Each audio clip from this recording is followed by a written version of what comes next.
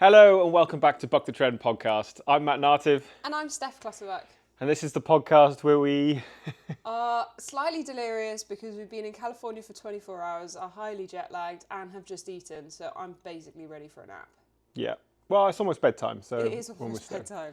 So let's kick us off. Yes, we are in California, Southern California, in fact. Southern California. Oceanside, ready for the race this weekend. So how was travel over? You know what? It was actually okay. So we've kind of done this travel a couple of times now. So we flew London to San Diego. We've done London to LA before. It's like an 11-hour flight. Time difference at the moment is 8 hours. But when I'm booking flights, because I am the one that books flights, Matt doesn't book flights, I try and make sure that we're landing like early to mid-afternoon in the US, so that it's light while we're travelling to our accommodation, but then we can basically get here and sleep. Yeah, which worked out really well this time. Yeah, so I think we landed at just after 3, we were a little bit delayed.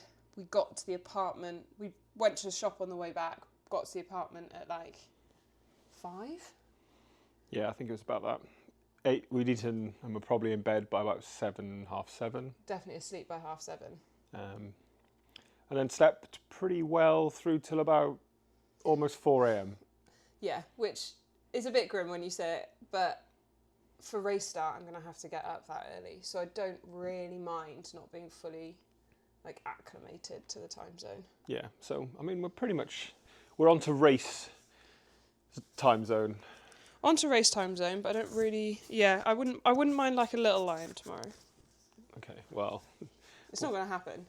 We'll see that when Maybe I'll get to 5 o'clock. When you get woken up at 2 a.m, 3 a.m. with jet lag. Yeah. But it's okay. I haven't had any headaches or anything, so. No. Although we did fly, we usually fly this coming over to the West Coast. We usually fly into the West Coast with, previously Virgin Atlantic, and we flew with BA this time. How do they compare? What do we think? I think personally, I don't know, seating wise, I preferred the Virgin side of things. Mm-hmm. Food, maybe BA? See, I agree on one point and disagree on the other. I actually prefer Virgin generally. So the BA flight, okay, it didn't help that the guy in front of me put his seat back for the whole 11 hours. And we were in economy, just to put Yeah, and we were in economy. Like, come on. So the issue I have with Virgin, the issue I have with most long-haul flights is the volume of food that they feed you. It's just not enough. I need to be fed more being sat for 11 hours. BA, I'm vegetarian. Both vegetarian options were a curry. Which is bold for a flight. That was a bit odd when I had the second time, but it was a different curry. It wasn't even like it was the same curry. Yeah, so the first one was a coconut curry, the second one was a tomato curry, like a tomato-based curry. I thought they just overstocked the curry and were trying to get rid of them. But I actually wouldn't have minded the first curry again. The second one wasn't quite as nice. But it was 2 hot meals, which was great, but then no food in between. So they fed us about an hour after takeoff, fed us again about an hour and a half before landing, and that whole stretch through the middle there was no food. Whereas Virgin, it's only 1 hot meal, but you are fed like 3 or 4 times. Yeah. So, which I prefer. All right, we'll give them a 50-50 split then. 50-50 split. We'll have to try a different airline next time. So Matt doesn't really like movies. So long-haul flights are my opportunity to catch up on the movies. Okay, he doesn't like the movies that I like to watch. I'm going to butt in there. Matt does like movies. Matt's concentration levels can't last over an hour for a film. Therefore, we don't watch movies. He doesn't watch too many movies. So it was my opportunity to catch up on all of the musicals that I haven't watched. Did you watch Wicked? Yeah. Oh, you did? I watched Wicked. That was the first one I watched. It was great. I had a bit of an epiphany when I realised it was part of Wizard of Oz. Yeah, he did. So we weren't sat together and I went to visit Matt a couple of hours in, and he was vicariously watching Wicked through the person in front of him. Well, I don't know if it's my eyesight going, but I don't really, it's quite close to be watching films right, especially when the person puts the seat back, and it's, for me, they're literally on my lap. So, I was watching, I don't know, some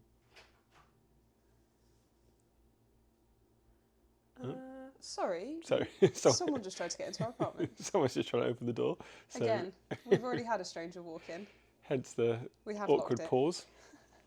Usually it's my dad ringing me, but Yeah, this today- time is actually someone trying to get in. today we've got a break in. Yes, it is quite close. And yes, for those of you that are listening and haven't watched Wicked, it is the backstory to The Wizard of Oz. Is that a spoiler alert? Have you ruined the whole film now? No, Okay. it's just the context. But I didn't watch that. But I did have a better flight. Usually I'm not too good with flying, No. but I didn't drink any coffee for about 48 hours prior or on the flight, which for me, I probably have, I don't know, upwards of 4 coffees a day pretty religiously, whether good or bad. So, yeah, I don't know if that helped my anxiousness. I mean, it definitely did. I was way more calm and relaxed. I am way more anxious the more coffee that I have. Yeah, so maybe that's a takeaway for me is drink less coffee. Less coffee. Good idea. Or at least decaf. Yeah. Sorry, my microphone just... That's all right. So that's the flight out of the way. The flight was, pretty good. We got a bit worried when our bags came off the conveyor belt that we were missing one was one. missing. But we got there in the end, didn't we? And bike motor here fine. It's currently the most expensive phone stand. Yeah, it really, really is the most expensive phone stand to film a YouTube video on. But it's great. It keeps it nice and level and it's pretty sturdy. So thanks, bike, Bentham. Great job. It's a great phone stand. Yeah, and the bike's looking fantastic. I keep catching myself glancing at it, and it is looking really good. He must have said it about 100 times today. Yeah, well, you previously had a really nice bike, and I thought it would be hard to trump it, but It does look good. having got this one race set up ready now with the wheels and everything, it looks really good. So looking forward to maybe tomorrow morning when we're up early, take a few photos. Yeah, as long as it's not raining. And in your race kit. Yeah, my race suit's arrived, which is great, obviously, because I'm racing in like 3 days. But I haven't shown anyone yet. I'm really excited. It looks fab. It looks so cool. It's going to work really well with the purple bike. It's not purple. So, we'll get some good photos of that probably tomorrow, and they'll be out later this week. Or I say later this week, it's Thursday tomorrow already. Yeah, it's really weird because our bodies think it's actually Thursday today. Yeah, I mean, I'm just looking at my watch, it's 2 a.m. at home. Yeah, so it's like super trippy. Yeah, it's weird to change like so quickly to different time zones. Yeah. But travel hacks. yeah, some good travel hacks. Well, for us, they were hacks. Yeah, more like some of them were like epiphanies. Number one, like we went snack shopping before we even got to the airport. Yeah, and this is a lesson we've learned from flying before, is sometimes you'll get one hot meal, one potentially cold meal, and that's sometimes about it for 11 hours of flying. Also, you might be delayed. Yeah, might be delayed, which we were delayed by probably 40 minutes on the ground. So yeah, just have some snacks prepared. Although my snacks, I had I had a few nutty snacks. And what did they announce over the tannoy on the aeroplane? Because there was someone on the plane with a nut allergy. So I couldn't eat all of my nuts, although I may have snuck a few of my chocolate cashew nuts. But Yeah, so it was a peanut allergy. So cashews were in theory fine, but Matt decided they were fine because they were covered in chocolate, which I'm not sure is how it works. And I'm really sorry if anyone does have a nut allergy and is hugely offended by that. it wasn't in our cabin. No, it wasn't in our cabin. It was at the front of the plane. It's just the pilot. Just a pilot. That would have been an issue. Second one.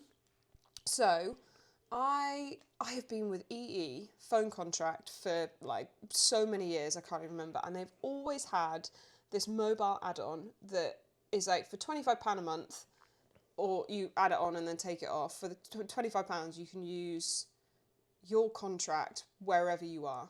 So like US is, because I've got it in Europe, so US is the one. But they've gotten rid of it. So now it's like pay an extortionate price. So I think it's £25 per week now to get a set amount of data, which is just ridiculous. So we did some quick research because I'm obviously here for a month and I can't just pay £100 on my phone.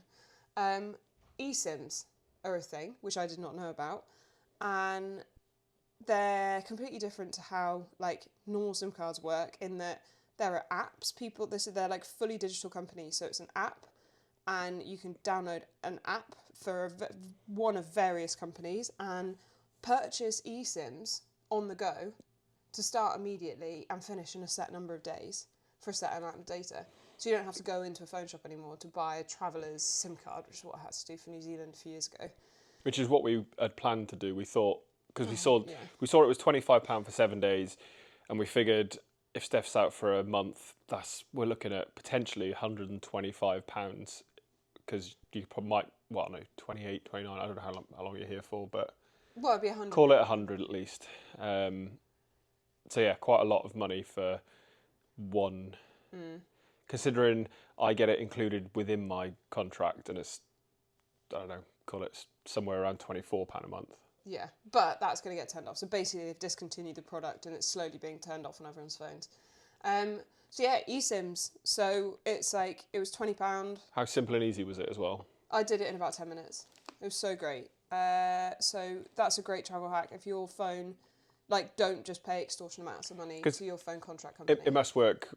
Americans going to Europe, etc. as well, I imagine. Yeah, well, it's anywhere that or any other your service provider doesn't have like coverage. This is certainly a new thing because E definitely used to cover it. Yeah, I think it basically just they were losing too much money on it, I would imagine. All about making money. Shopping. So you get off the plane and you go into your accommodation. Go to the shop on the way and get the essentials. Yeah, or at least stop at a petrol station or something and get, because you'll probably, especially if you're going on a big time zone difference, you may even wake up at stupid o'clock in the morning, might be hungry, might be thirsty, I don't know, just have a few snacks prepared. Have some food, and also like breakfast the next day. Have some breakfast, make sure you've got milk if you drink milk. Yeah, it's quite nice waking up the next day and having breakfast there ready. Although I'm pretty sure we had breakfast here ready this morning, yet we still went out for coffee and breakfast. I did eat here.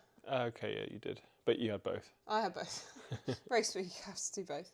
And then the last one is, we're somewhere we don't know. We rely quite heavily on like Uber Eats or Just Eat or any of the like delivery apps because, especially race week, like I don't really want to be around too many people. I'm also like super introverted and very tired. So the idea of going out to a restaurant is just something that is so far beyond my capabilities in the evening.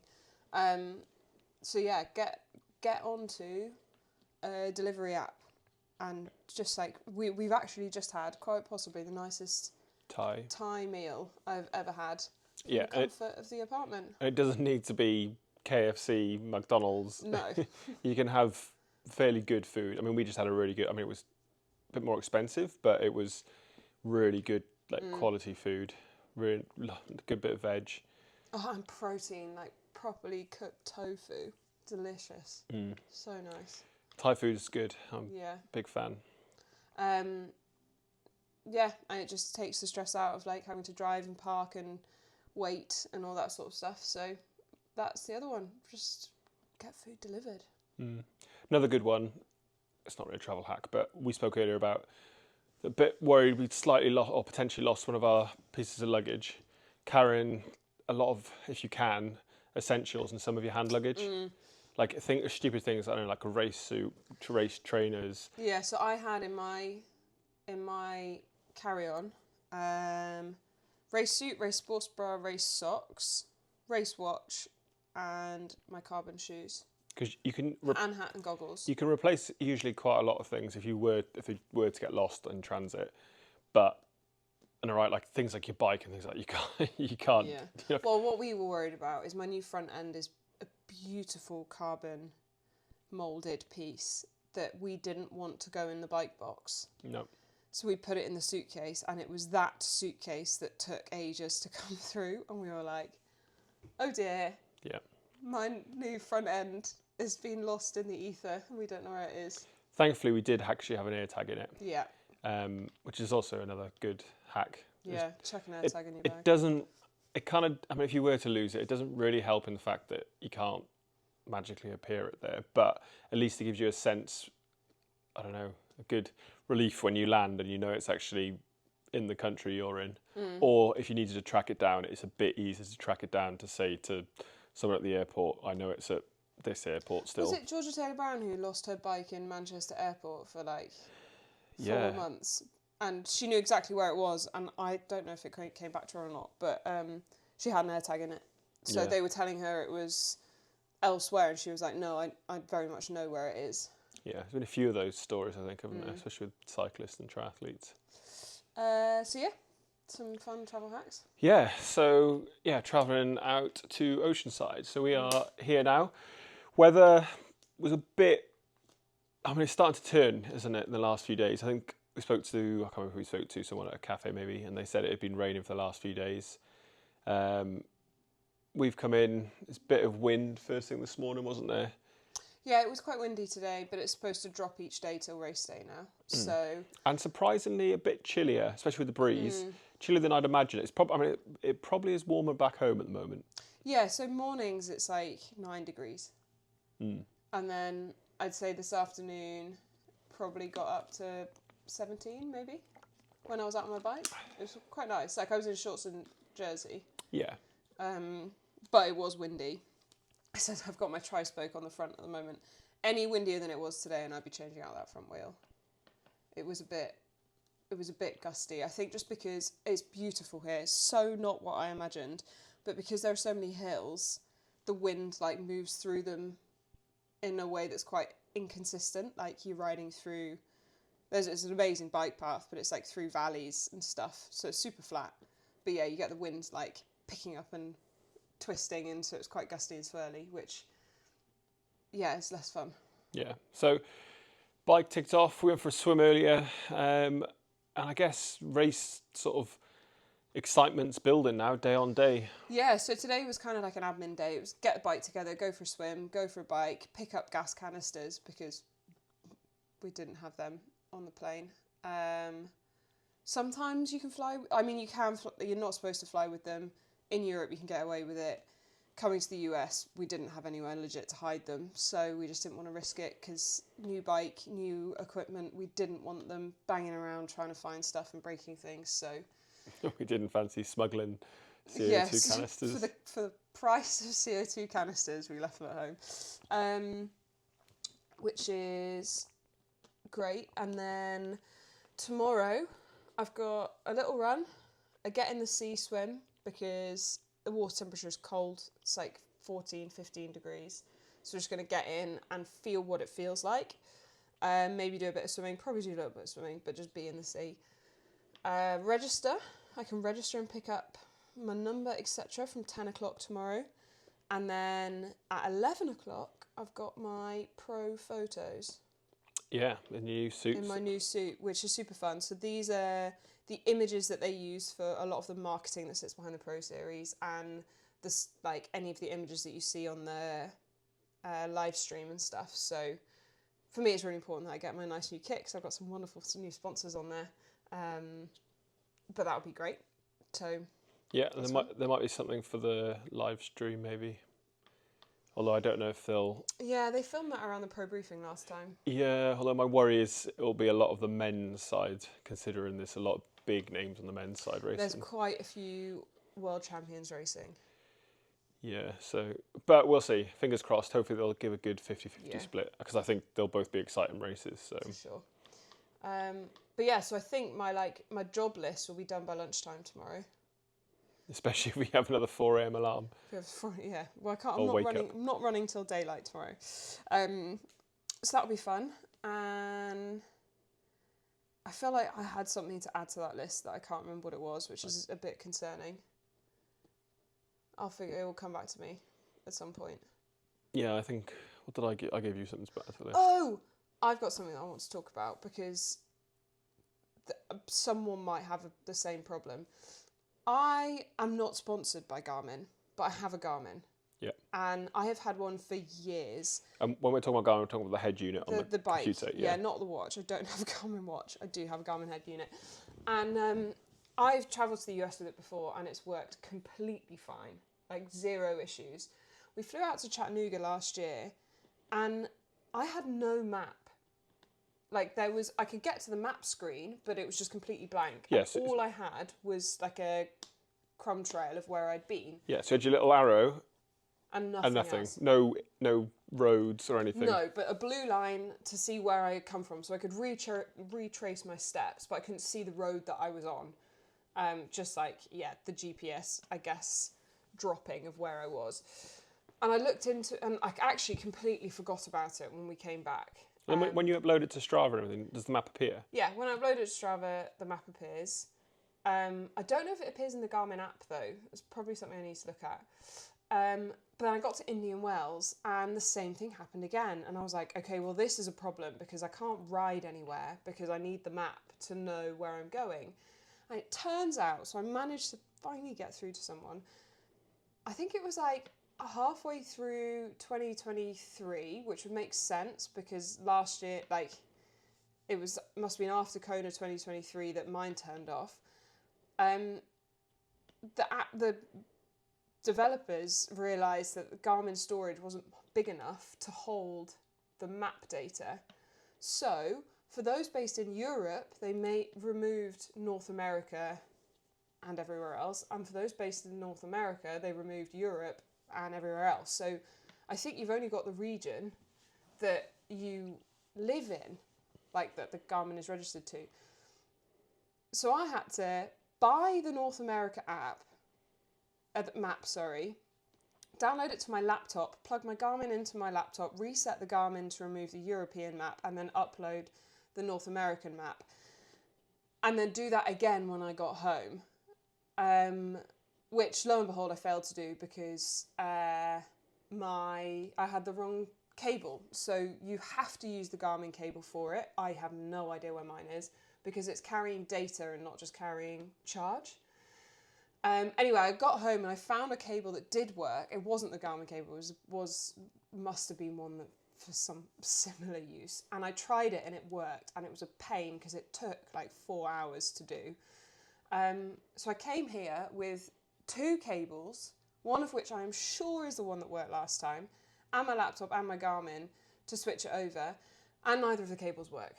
So I have 0 maps on my Garmin. I can't see anything.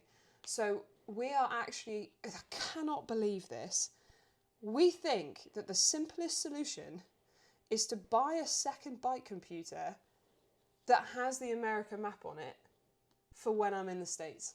Like, how ridiculous is that? How have we gotten to that point? Yeah, I mean, I'm convinced there's an easier way, but I don't know how. I spoke to the people on the chat, and they were like, "Oh yeah, you have to delete the map and then re-upload the whichever one you want to use." which seems ridiculous. Is it because it's an older Garmin? Like, do the new ones, are they different? I don't know. Like, for instance, the solar one have you got that with you?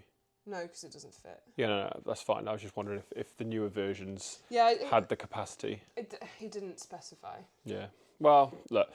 But I also can't afford the new ones. Yeah, we'll troubleshoot it a bit and work out. But yeah, I mean, please tell me other people are outraged because I just think it's ridiculous. Yeah, or has anyone had any similar issues and fixed it? Gone to a different country? Maybe. Or a different company. Like, what are the other brands like? Maybe. So do you have a Hammerhead or a Wahoo or another one that actually just works globally? Because if there's one that works globally, I'm in. Because what are the options? You've got Coros, Garmin, Wahoo, Hammerhead. That's probably about it. Yeah. I can't think of any others off the top of my head. No. And also, if there's any like Garmin developers listening, can you just remove some of the detail from the maps? Because if the file sizes are too big, just make them smaller. Yeah, so all those Garmin employees who are listening to this podcast. I know, we're super big deals. You should be listening. But yeah, I just think it's, especially for someone that travels and races in different continents, it's a huge problem. And I am, if you tell me that I need to use one thing, I can guarantee I've lost it. Yeah. So. Which is, again, that's on me. We'll have it sorted by race day, so that's all that matters. Yeah. Oh yeah, it's fine. It's just an infuriating use point. Another thing to add to your list tomorrow, you just put your race chain on, please. Oh yeah, I need to do that. Maybe that was on my list. That was what was supposed to be on my list.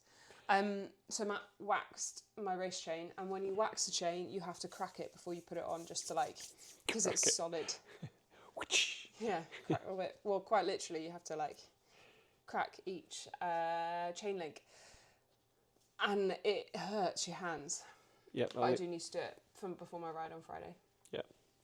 So moving on to the race, we'll go for the female start list because you're racing in the female race, obviously. Don't care about the men. Obviously an exciting field, probably the strongest field you've raced. I think there's a strength of field score of, I think it was 88.80. So for those of you listening, I think Vittoria last year was below 80, 83 maybe, I think. Yeah, so what that doesn't mean is so obviously Vittoria, we had Kat, who is an incredible athlete with huge rank. The strength of field is done roughly based on the top 5 athletes racing. Yeah. So Oceanside has a much deeper field with more people with higher scores, whereas Vittoria, the drop off, number of points drops off quite quickly. Yeah.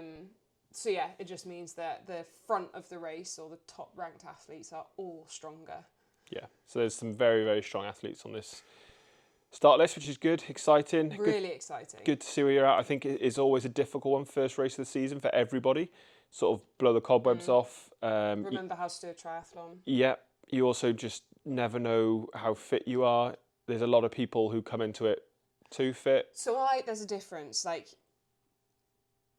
Coming off a winter training, you'd be hard pushed not to be cardiovascularly fit. Yeah. Because we've all been just training and not doing much else. And so it's actually, you have been able to put in some consistent training and recover well from it. But what we don't know is how race fit people are. Yeah, so like a sharpness thing. Yeah, which I'm not. And I know that I'm not. Because we just haven't done the prep for it, because I'm actually training for an Ironman rather than 70.3. So the training stimulus in the last few weeks has been different to what you'd see if you were training for 70.3. But also, I'm a big believer is that you actually just have to have some races in your legs. Yeah. And it's not a case of racing yourself fit, so you go from unfit to fit through a race campaign, but you are racing yourself to be race conditioned. Yeah. And I'm not expecting to be kind of at peak this weekend or anywhere close. I think I can probably execute a run faster than I ever have done, just because of the way that my run has been progressing. But this is not a world championship. I'm not in world championship form. I don't think anyone is. No. And in terms of what we can expect from the day, looking at the course, I'll just quickly run us through it. It's a harbour swim in the sea, but within the harbour. It's going to be cold, likely 14 to 16 degrees, we think. Fairly long transition, probably a good few minutes, 2-3 minutes at best through transition, onto a pretty honest bike course, I'd say. Yeah, so we've heard that it is... First bit's fine. The hills in the second half are pretty punchy. Yeah. So we spoke to Joe Skipper today, and he's chosen to run a 2x, which I think speaks volumes, because you need the big gearing for the flats and the downhills, but there is a need for the versatility of a 2x to have that smaller up the climb. So very glad that I'm also running a 2x. Yeah, and I think the road surface is a little bit hit and miss in places. I think it goes through. Is it Camp Pendleton? It's an army base. So I don't know how well maintained the roads are, but I think they're good enough. They're fine. So we're not expecting any potholes, like we have in the UK, where the road just is missing. But it might be a bit bumpy. Yeah, I always expect a few potholes. Yeah. And then onto, I think it's a fairly flat but honest distance by the sounds of it. Mm-hmm. There's a couple of rises around the pier, I think, from what I've heard, but nothing. It's no hills as such. No, they're about 20 to 30 meters long, pretty steep, but so it's it will burn the legs, but it doesn't necessarily slow you down too much. Yeah, break up the rhythm a bit, but nothing silly. And yeah, I think it's one of those things where you cross the finish or go past the finish line on the first loop. So that's always a fun one, isn't it? When you, I think you actually run past it in both directions. So you go past it 3 times before you finally go in. yeah. So yeah, it should be a good, exciting race. Weather's looking pretty good. Like I say, cold first thing. Highs of 18, I think. Yeah, 18. Don't know what that is in Fahrenheit. Google it. So yeah, looking forward to that. I think the start list, I think probably the front runners, I'd probably say are probably Paula Finley, Jackie Herring, Tamara Jewett, and maybe Danielle Lewis is probably the top 4 favourites. Yeah, for sure. Especially on paper, I'd say, and on form. Or form from last year anyway. And then there's, like I say, probably about another 10, 15 girls after that who could all be amongst it. Yeah, I think it's a bit more segmented than that. So you've got those 4 girls, but then you've also got the likes of Alice Alberts, Grace Alexander, Kaidi, Lisa Bacheras, who are all very good athletes that will be in the mix at various points on the race. I think Kaidi has especially shown last year that she races really, really well early season. She had a fab start to the year last year. So yeah, I think there is like a segmentation between those athletes, those top 4 that you mentioned, those that could actually be in that top 4. And then there is a drop-off. But it will still be close. Like, it's a drop-off, but you've got athletes that consistently put together great 70.3 performances. Yeah. It's just whether there's the firepower there to, like, break into that, like, pretty elite top echelon of, like, 5-6 athletes. Yeah. And we won't give predictions because you can't. We're not doing predictions. That's not what we're about. You can't predict on your own race. No. Maybe I'll do one and write on a piece of paper ready for next week, just for your result. Deal. And see how far off I am. Yeah, and I have my platinum, gold, silver, bronze goals for running and overall. Yeah, we'll save those. But we'll talk about them after. You've told me those already, so I can vouch for those. Yeah. But you can speak about them next week if you prefer. Yeah. And yeah, on the men's side, I can't even remember. The list of names is disgusting. There's a lot, but notably, like I say, Christian Blumenfeld, Lionel Sanders, Rudy von Berg. Who else have we got? Patrick Langer, Joe Skipper, Ben Canute, yeah, and loads. Probably a million others that we've forgotten. Yeah, Casper Storn's on there. Yeah, Andy Dreitz is racing. Yeah, so there'll be loads. There are loads. The men's pack on a bike could potentially be, it could just be a big, strung out field. But it should be good to watch. So if anyone wants to tune in, I think you can watch it obviously on YouTube, on the Ironman YouTube page, as well as I think you can download Outside Watch, I think it's called. Yeah, YouTube's free, just do that. Yeah, YouTube is definitely easier, one of the two. And obviously the Ironman tracker app on... Yeah, if you don't mind being sent notifications by your phone all the time. So yeah, feel free to follow Steph and we'll see how we get on. If you ask nicely, Matt might do updates on Instagram. It's probably the most stressful thing for him to do ever, and he finds it so hard, and he is always so exhausted, and he likes to tell me that after the race. But if you want him to do it, he'll do it because he loves it so much. Yeah. I don't know. We'll see if we get a few messages. I might do it. My arm could be twisted. Campaign. This was Steph's campaign to get Matt to do updates. Please send in a message saying you'd like them. So yeah, you finish up racing, and then on a plane to Texas. Pack the bike up and on your road to Texas. Yeah. But we're not thinking about that yet. No. Okay, let's do our what the buck and then we can go to sleep. Yeah, I'd forgotten about that completely. Go on, kick us off then. So, without a doubt, because this was just like the most amazing like show of resilience, I think, Some context first. What? Why can't I just say the name? Well, you can say the name, but then let's go. Yeah, okay, well then I'll tell the story. Anyway, Chloe Lane, Yes. who is a professional triathlete who's just raced Ironman South Africa, and she was second out on course behind Marta Sanchez and was riding so well, really, really well. I don't know if Anne Reichman had caught her at this point, but No, I don't think so. she punctures and she like chucked a bike on the ground to get the wheel off, get her stuff out to like change it.